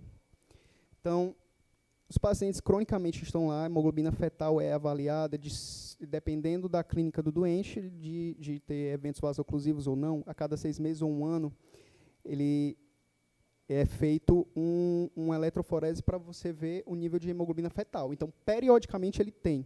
Como é que você sabe que o paciente está tomando hidroxiureia? Porque você vê no hemograma, eles fazem macrocitose. A hidroxiureia ela dá macrocitose. Então, é uma das formas de você ver se o doente está aderindo. Tá? Então, periodicamente, também é feito o eco, independente de ser um paciente que está... Então, assim, esse eco ele pode ficar a cada 2 anos, ele, né, dependendo do caso. Um paciente mais tranquilo pode repetir a cada 2 anos. Então, assim, dificilmente um doente com anemia falciforme vai chegar para você sem eco. Ele pode ter, nem que seja 2 anos atrás.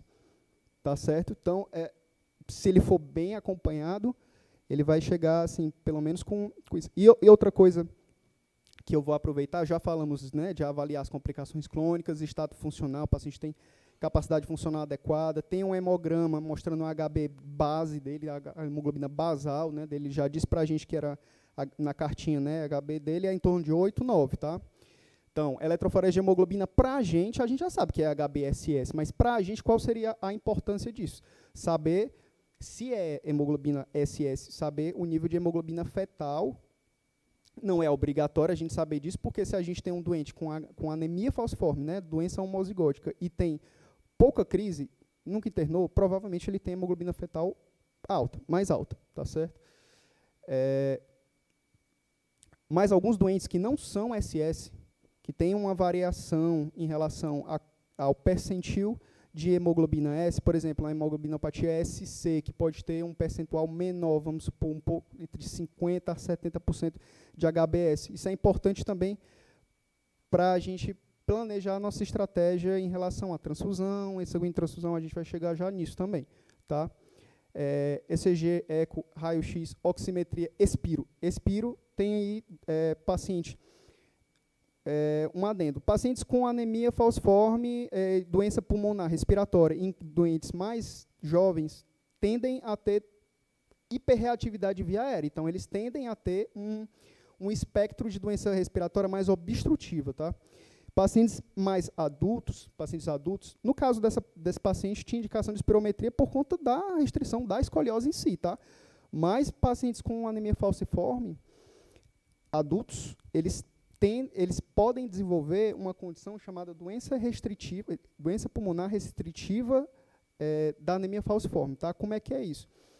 Lembra que eu falei, pensando fisiopatologicamente, o paciente tem múltiplos eventos vasoclusivos, microembolia gordurosa no pulmão, isso gera processo inflamatório, migração leucocitária, proliferação fibroblástica. Então, o pulmão cicatriza, o pulmão ele vai ter vários eventos, acometimentos, né, de filtração, inflamação, né, e isso gera cicatrizes. Essas cicatrizes, com o tempo, elas geram um processo fibrótico. Então, o paciente ele pode desenvolver uma doença restritiva pulmonar, tá certo?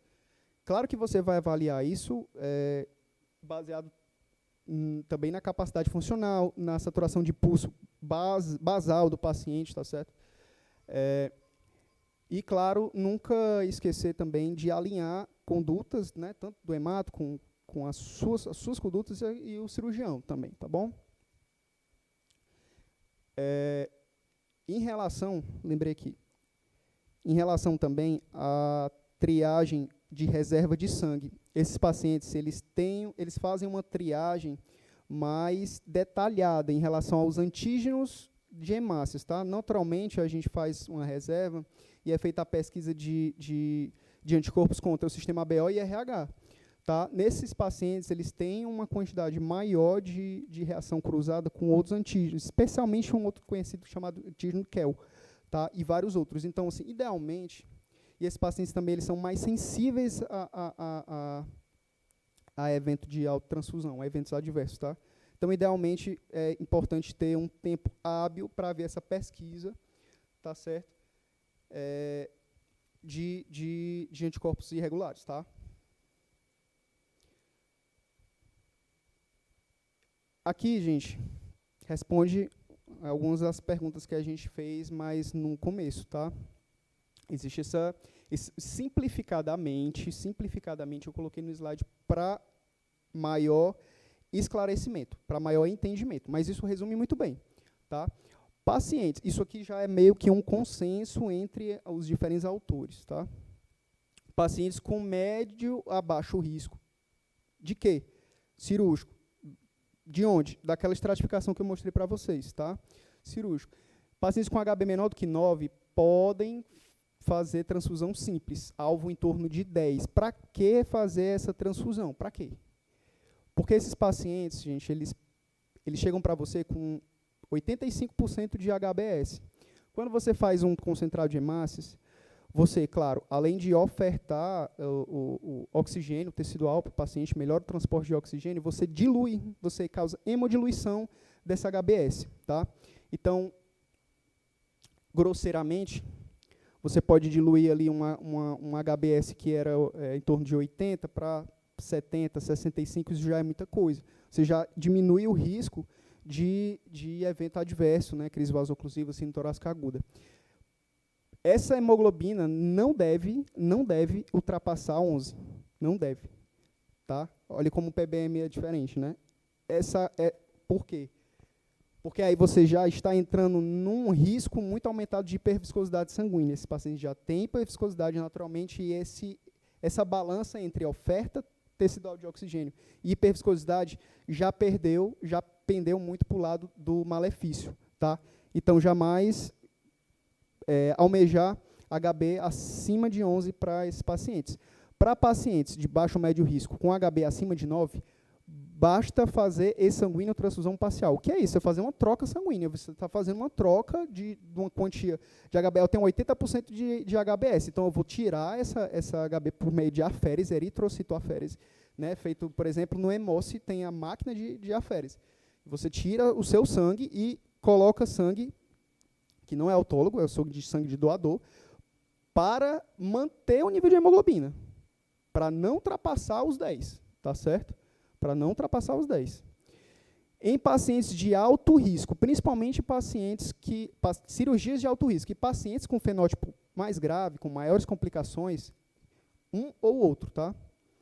É sanguíneo transfusão, não tem conversa, tá? Eu vou trocar todo o sangue desse doente, praticamente, e deixar um HBS alvo menor do que 30%, tá certo? Porque esse já é risco demais para esse doente. Eu tenho que diminuir ao máximo a concentração de hemoglobina falcêmica desse paciente, tá bom? Quase que dialisar o sangue dele, né? Isso. É quase isso. É quase... Não sei se alguém já viu alguém fazendo plasmaférese, né? Assim, basicamente é isso. Só que você, ao invés de fazer a férese do plasma, trocar o plasma doente, você vai trocar só as hemácias, tá? Só o sangue, as hemácias do sangue, tá bom? Você vai repor o resto. Na verdade, tira tudo, mas repõe o resto e fica só as hemácias. E você repõe as hemácias com hemácias de doador, ok? A transfusão simples, né? O que entra ali na balança o que eu tinha comentado. O mecanismo, a ação direta é diluir o sangue do paciente. O objetivo, corrigir a anemia severa, aumentar a capacidade sistêmica de transporte de oxigênio. Fica principalmente indicado naqueles pacientes com cirurgia de risco baixo ou moderado com HB menor que 9. Por quê? Porque se tiver maior que 9, eu só faço troca parcial. Porque eu não quero aumentar do que isso. Se eu fizer transfusão com paciente com mais de 9 de hemoglobina, eu posso acabar superando os 11 de HB, e aí eu já estou causando malefício, tá? E como eu tinha comentado, quero só reforçar. Aqui, basicamente, na exsanguíneo transfusão, que pode ser parcial ou total, né? Você remove o sangue falciforme do doente e substitui por sangue de doador, tá? Com o objetivo de diminuir ativamente a concentração de HB com alvo de menor do que 30%, certo? Para quem? Cirurgia de alto risco e pacientes de alto risco. Paciente já tem falha terapêutica, complicações, internamentos, tá? Fenótipo grave, tá? E evita hiperviscosidade, que poderia ser causado pela transfusão, tá certo? Risco de aloimunização é maior nesses pacientes, tá certo? É maior. E risco de hiperviscosidade, você quer evitar que o paciente tenha crise vasoclusiva. Se você gera uma transfusão para aumentar o nível de HB acima de 11, você está aumentando o risco do que você queria evitar. E lembrar que esses pacientes, naturalmente, eles têm um maior sobrecarga de ferro, porque são pacientes cronicamente transfundidos, tá? Naturalmente, eles têm uma maior captação de ferro pelo enterócito, um mecanismo de compensação, tá? Então, a sobrecarga de ferro pode gerar depósito visceral, principalmente fígado, coração, levar a hepatopatia crônica e insuficiência cardíaca. Lembrar que isso também deve ser pensado quando você coloca na balança entre transfundir ou não esses pacientes, tá? Pessoal, no intraoperatório, lembra, 5 coisas tem que pensar freneticamente, tá? Manter normovolemia, manter normotermia, jamais, né, tolerar hipóxia nesses pacientes, jamais tolerar acidose, né, hipercapnia. A hipotensão deve ser corrigida imediatamente, tá certo? Sobre os torniquetes, eu falo já a respeito disso, é um pouco controverso, tá certo? Então, uma das perguntas lá do começo era em relação ao cell save. Para uma cirurgia de escoliose é muito fácil a gente indicar, uma cirurgia que potencialmente tem um risco de sangramento maior que 500 ml, então já está indicado o uso do cell save. Para anemia falciforme não é bem assim.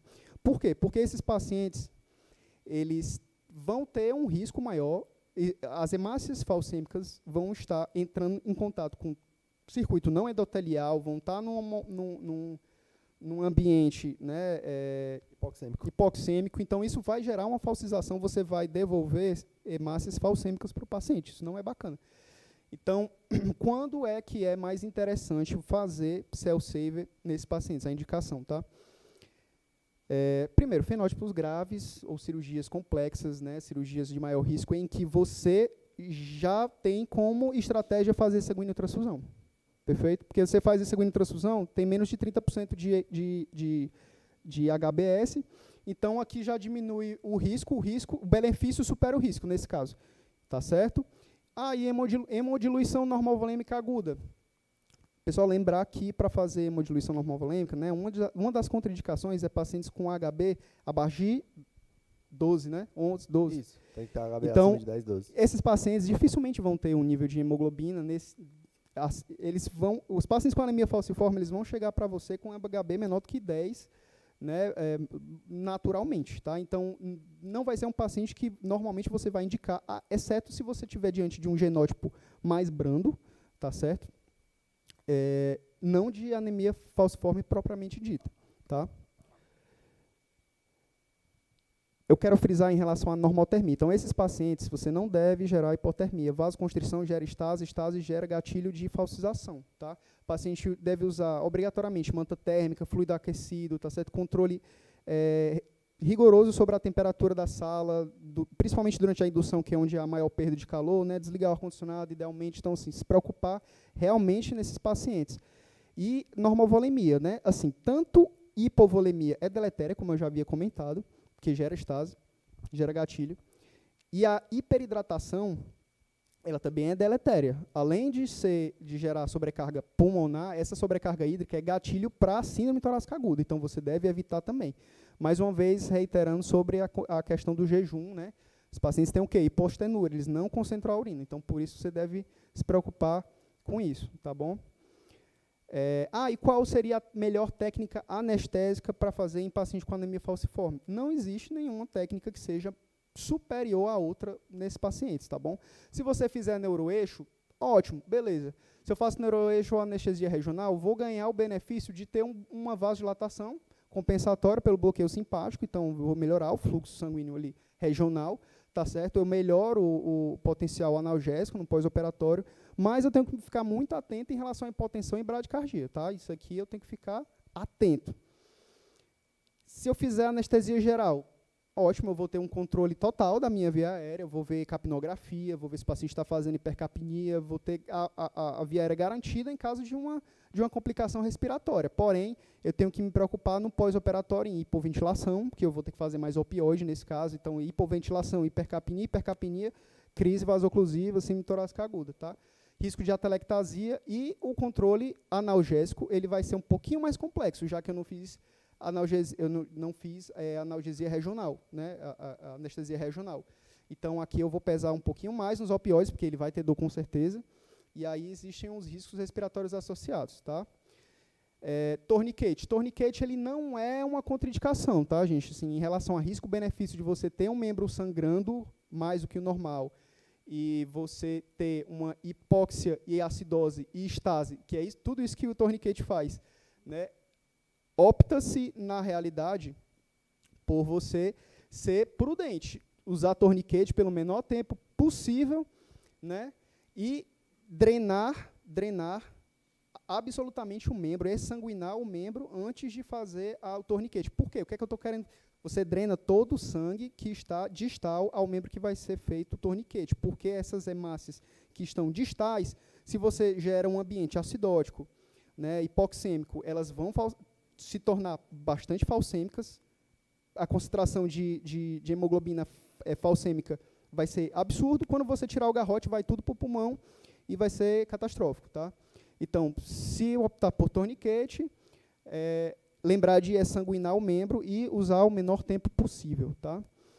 Em relação às cirurgias laparoscópicas, aí a preocupação maior é em relação à hipercapnia gerada pela absorção do CO2, principalmente. O pneumoperitônio, como aumenta a pressão intraabdominal, pode dificultar a perfusão a perfusão das vísceras intraabdominais, né? Isso você deve ficar atento também em relação à pressão do gás que está sendo inserido, né, na cavidade peritoneal. E aqui é importante você fazer o ajuste da ventilação, se atentar a isso, né, para não não deixar fazer em nenhuma hipótese hipercapnia, tá? Por fim, no pós-operatório, o que é que a gente vai se preocupar, né? Muitas vezes o intensivista, o médico plantonista que está na UTI, muitas vezes não tem conhecimento suficiente para o que é que ele vai pesquisar, o que é que ele vai se preocupar no pós-operatório. Nós temos o dever de fazer o repasse do paciente, né, transferir os cuidados junto com esse conhecimento, tá? Então, esse paciente, primeiro, limiar baixo para UTI, tá certo? É o primeiro ponto. Segundo ponto, normovolemia, tá certo? Normovolemia, tentar a qualquer custo evitar desidratação e hiperidratação. Gente, existe um dispositivo que ele é mais utilizado pela fisioterapia, tá? Não tem muito disponível nos hospitais do SUS, mas talvez vocês já tenham visto em alguma sala de recuperação por aí, um tal de incentivador respiratório. Incentivador respiratório é basicamente um dispositivo em que o paciente ele faz força, tanto expirando quanto inspirando, tentando mexer umas bolinhas, algumas coisas. E isso é uma fisioterapia respiratória. Isso é o principal fator de proteção, de prevenção para a síndrome torácica aguda, tá? E o uso é indicado muitas vezes até no pré-operatório. Você faz no pré e faz no pós, e você fica fazendo isso de 2 em 2 horas, pelo menos nas primeiras 24 horas. Isso é o ideal para você evitar e tentar mitigar essa complicação. Saturação de pulso, né? Saturação de oxigênio. Deve ficar acima de 96%, não é para se tolerar 94, 93, 92, 90, não é para tolerar hipoxemia leve de jeito nenhum. Esses pacientes devem ficar com suporte de O2, pelo menos por 24 horas, tolerando níveis acima da saturação basal do doente ou acima de 96, o que for maior, tá bom? Controle de dor, a gente já falou, manejo multimodal, a dor, ela gera gatilho para crises vasoclusivas, tá bom? E é importante você saber a tolerância prévia do doente, desde a história clínica lá, se ele já usa opioide, qual dose que ele costuma cessar as dores dele, e você já pegar uma possível tolerância a opioide, tá bom? E repassar todas essas informações para os cuidados pós-operatórios, tá? Tromboprofilaxia precoce, deambulação agressiva, o mais precoce possível, tá? E lembrar que esses pacientes têm um risco aumentado de infecção pós-operatória também, tá bom? E ficar atento aos primeiros sinais, que inclusive os primeiros sinais de uma potencial crise vasoclusiva é o aumento da temperatura. O paciente está com temperatura basal e começa a aumentar a temperatura nas primeiras 24, 48 horas, ficar alerta para possíveis gatilhos, né, de crise vasoclusiva, que o aumento da temperatura já é um sinal precoce de complicação, tá bom? Gente, é isso, tá? Aqui tem as referências. Aqui são referências, né, todos os artigos que a gente utilizou para estudar o assunto, para criar aula, e alguns materiais complementares. Nesses materiais complementares tem alguns infográficos que resumem o que a gente falou aqui, tá bom? E tem 20 questõezinhas com um gabarito comentado, tá bom? Resumindo também tudo que a gente fez aqui. Para responder. Pessoal, não esperava nada menos dessa dupla, viu? Sensacional. Muito bom mesmo. Eu não botei muita pilha para participação da plateia, eu estava falando para onde é que seriam os próximos. Eu gostei do ambiente confortável, né, e tal. Eu acho que talvez deixe o pessoal um pouquinho mais inibido. É como comparo lá no HGF, faz tempo que vocês chegaram para uma sessão que é no auditório grande? Não. Auditório grande dá aquela inibida de quem está na frente e tal. Chegou aí, Lia? Não, chegou, né? Aí é mais, né? Menos. E aí na salinha pequena fica todo mundo apertado. Eu não sei qual é o melhor, não sei. Mas lá na HGF eu percebo que a galera acaba participando mais. Eu também não incentivei muito, porque assim, está muito completo, então também não temos que ficar discutindo mais. E por último, falar o que eu tenho repetido com frequência. com inteligência artificial, essas coisas, até tem que aprender depois, de fazer aula, viu? Porque ele estava me ensinando algumas coisas aí. Meus slides são daqueles falsos. O meu são quase, né, da época de vocês, o diapositivo. Tu lembra do diapositivo, que é aqueles slidezinhos. Muito bom. Vou pegar umas dicas. Depois já tinha trocado umas ideias. Mas, bom, duas coisas que eu acho que vai diferenciar muita gente no futuro, no presente já no futuro, né, é a questão ética que a gente ia discutir naquele dia, né, porque isso aí é inquestionável. Há mais de 2000 anos se fala nisso e não vai ser agora que vai mudar. E o outro, que é o que eu tento passar, pelo menos para meu filho, é de gostar de fazer as coisas bem feitas. Tem um prazer nisso, é um prazer, assim, né? Não é só porque o chefe do serviço está aqui, não é só porque o Germano está aqui, né, porque a Lu, é porque gostar de chegar no final do anestesia, porra, cara, ficou bem o paciente, de vez em quando não fica, o paciente não acorda tão bem, você, cara, o que é que eu fiz de errado e tal. Então, isso, eu acho que isso é o que dá a gente longevidade saudável dentro da anestesia, de uma especialidade que vocês vão ver fora. O HGF é muito legal, a gente conversa, brinca e tal ali, mas às vezes no dia a dia fora dos hospitais a gente fica muito ali, sozinho e tal, então gostar de fazer para você mesmo, eu acho que é uma coisa que dá longevidade saudável na anestesia, tá bom? Então, é inquestionável como eles gostam de fazer a coisa bem feita, né? Assim, ficou muito boa a aula completa, meus parabéns. Valeu mesmo.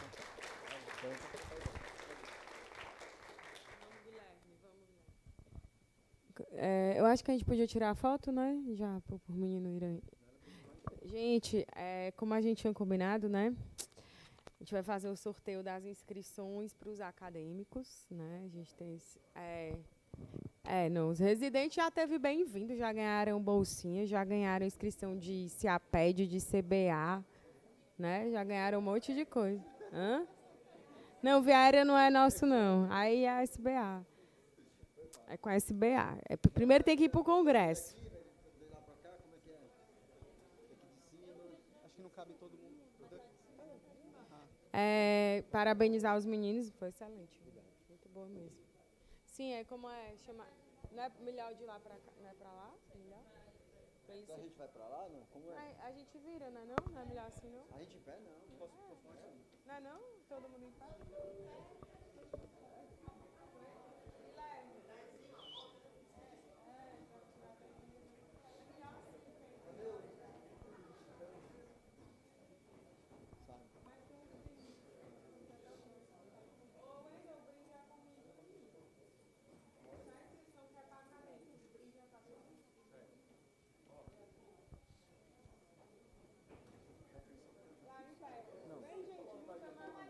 Eu só deixei no ponto aqui.